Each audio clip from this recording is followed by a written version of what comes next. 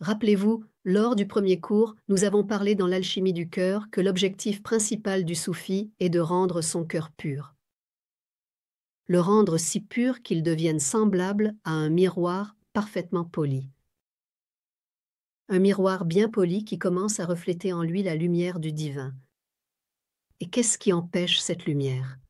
Qu'est-ce qui crée des voiles? Il y a cela, le nafs, oui. Il existe une parabole à propos de la façon dont le Seigneur a essayé de cacher la vérité à l'homme.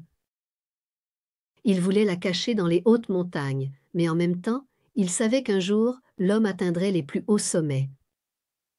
Il voulait cacher la vérité au fond de l'océan, mais en même temps, il savait qu'un jour, l'homme atteindrait aussi le fond de l'océan. Il voulait cacher la vérité dans les profondeurs de la terre, mais il savait qu'un jour, l'homme y parviendrait également. Dans les cieux, dans les étoiles, mais il savait qu'un jour, l'homme atteindrait aussi les cieux et les étoiles. Alors le Seigneur a caché la vérité à l'intérieur de l'homme, dans le cœur de l'homme, car peu de gens, très rarement quelqu'un, regardent en lui-même.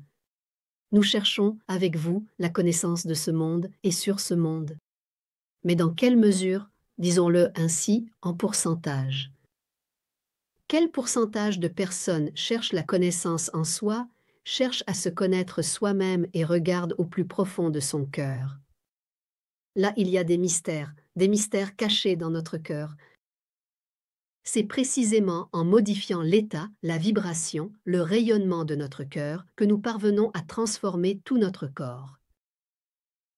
Autrement dit, cette résonance qui part du cœur, imaginez-la comme des cercles qui émanent de l'épicentre. Si vous jetez une pierre dans un lac, des cercles se forment et s'élargissent. C'est à partir de cet épicentre que s'opère le changement d'état de notre cerveau.